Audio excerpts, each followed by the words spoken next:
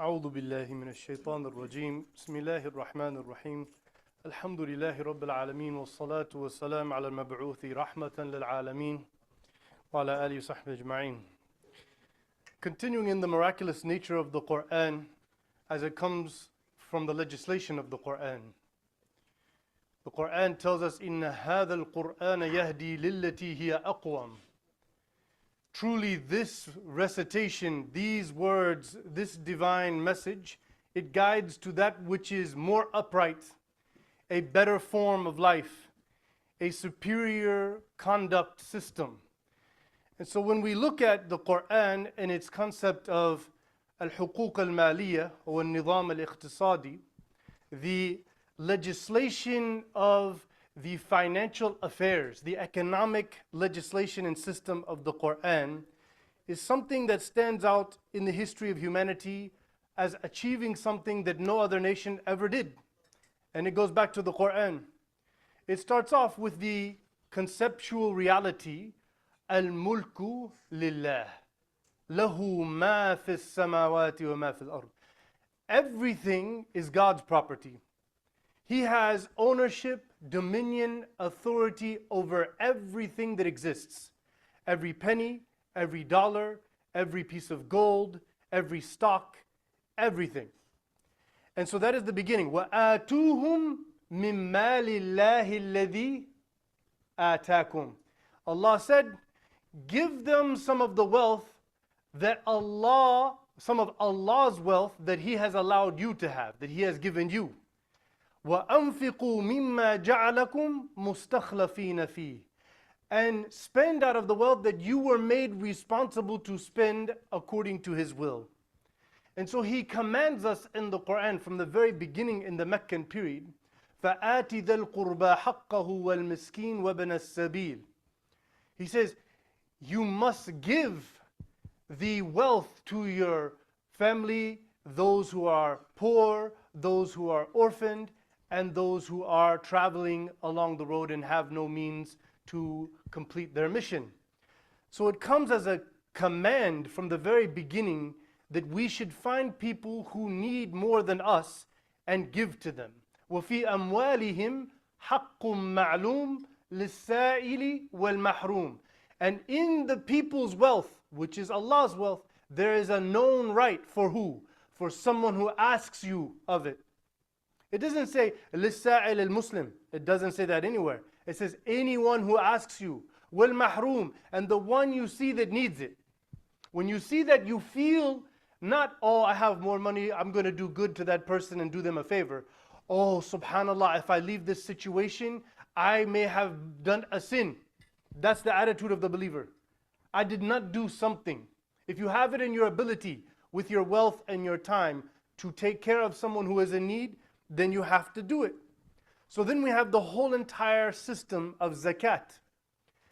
So when you hear, I'm sure you've heard that they give a tenth of their money, they give it to the church, right? Have you heard this? Yeah, all evangelical Christians that are serious, those that go to church every Wednesday and Sunday, they give 10% of their monthly earnings to the church.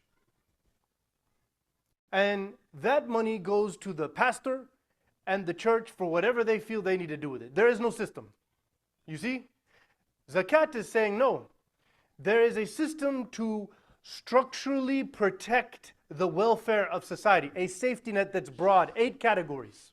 You have number 1, which is al-fuqara, people who have nothing. Okay? We have to make sure that they get uplifted. Masakin, they have a place to live, they have some basics, but they're not able to pay their bills.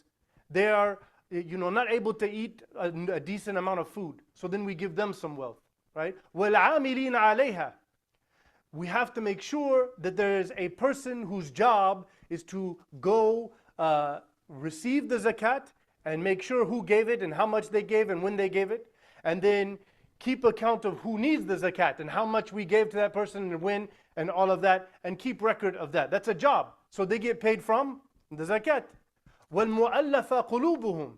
You have non-Muslims in the society who you feel are on the fence, or that would benefit the Muslim community if you gave them some charitable contribution. Again, You don't give it and say, I want you to become Muslim, here's some money. That's bribing. That's not nobody said that in the history of Islam. Nobody said that you give them, I will give you this and then you owe me something. La la la la.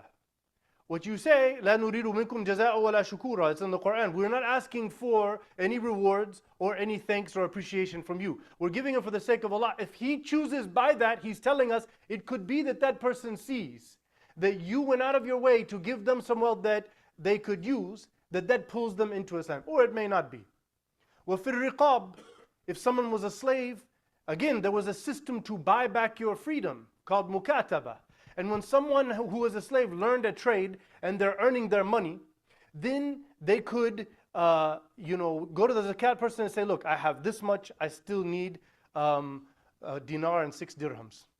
And then they will ask the people around them, is this person a decent person with good manners and respect? And yes, he was. He's working hard. And they give it, now he buys back his freedom. Zakat takes care of him. وَالْغَارِمِينَ, the people who are struggling with debt. People have lots of debt and they work a full-time job. They're doing everything they can. And they're working, they can barely feed everybody and stay out of being miskeen. But now they're still غارمين. So the zakat will pay that debt off. The people of عاملين عليها, they will go look and they will see, yeah, you know what, this guy, he works a long, hard week. He's doing everything he can. He cannot pay you guys back. So Allah will pay you back. You see? وَابْنِ السَّبِيلِ, the traveler who comes through. And he's looking for a place to work. He's looking for a way to start, but he needs a place to stay. He needs to get on his feet. He needs a little extra food. And then once he gets that job and gets going, he's good. Let him go. وَفِي سَبِيلِ اللَّهِ. So those are the 8 categories. This system of zakat is something that if it's done properly, which unfortunately it hasn't been done properly in hundreds of years. It's a sad reality. So then you have the system of irth. I remember my landlord, who's a Christian Coptic in Egypt. He owns a 8-floor building with 4 flats on each floor. MashaAllah. And he's Christian. This whole thing about them being oppressed, don't believe that. Okay, I met many very wealthy Christians. Okay. So me and George used to discuss things in religion, and he would argue about things, and he would make his points, and I would make my point. But he told me one interesting thing. He said, you know, here, for hundreds of years, those of us that have remained steadfast in our Christianity, when someone was going to pass away, we just ask the attorney, use the Islamic inheritance system so that people don't fight and get all cross about everything. And they found that solved their problem. It is a system. If you look at the inheritance system, it makes sure that the safety net for those closest to that person is taken care of in a properly proportioned way. And it always comes out to a proper portion. So then you have the وَأَحَلَّ اللَّهُ الْبَيْعَ وَحَرَّمَ الرِّبَى. You see? You have to understand what bay' is. Bay' is the process of selling something that has value that is not money. You can't sell money. You see what I'm saying? So either you have goods, you have some products, or you have services, you have the ability to do something that nobody else can do. And so now they have to pay you for these goods or services. That's bay'. Riba is like, I'm rich, I got lots of money, and I'll give y'all some money, and then every few months, I'm going to keep, adding more and more and more to what you owe me. And then basically I'm getting rich because I'm already rich. And you're getting more poor because you're poor. You see, it's an oppression. It's a system like that. So as you can see, the way that system works, and that's how it was, and that's how riba was defined, and that's what they did, and people became slaves, indentured servants, because after a certain time, culturally, they would tell them, you have to be my slave until I get back what I say. And the society would agree upon this. So this was a big fitna. يَمْحَقُ اللَّهُ الرِّبَى وَيُرْبِ الصَّدَقَاتِ. God disgraces the interest, and وَيُرْبِ. Look, what word is he using? He said, يُرْبِ الصَّدَقَاتِ. He's using riba about sadaqah. Pay attention to what he's doing. This is one of those linguistic i'jaz al-bayani here. He said, Allah mocks and destroys the interest as a morally valued way of earning money. وَيُرْبِ, and he gives riba to the sadaqah. Meaning what? Your wealth that you should be concerned about is when you die. There he's multiplying your charity in Jannah, just like the rich people are doing to the poor people, he's doing to the charitable people the same thing in Jannah. Which is why you all need to give much more money during Ramadan, inshallah, so that we can build this project, and then you can have your Jannat al-Firdaus al-A'la. وَلَا تَأْكُلُوا أَمْوَالَكُمْ بَيْنَكُمْ بِالْبَاطِلِ وَتُدْلُوا بِهَا إِلَى الْحُكَّامِ. So there's 2 points here. Never take wealth on false premises. We call that gharar and ghish. The Prophet explained these things in great detail.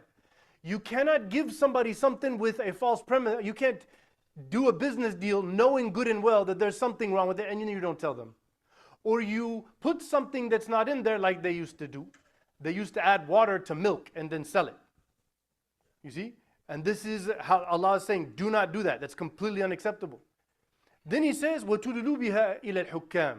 So then you go and you try to gain the value, you try to gain the favor of the rulers. So you cannot, like for example, the Supreme Court, we found out that Clarence Thomas, the Supreme Court Justice, has been taking millions and millions of dollars, and all of his rulings are in line with what? The people who gave him the money. And y'all thought y'all left the Middle East. Yeah. The world is corrupt.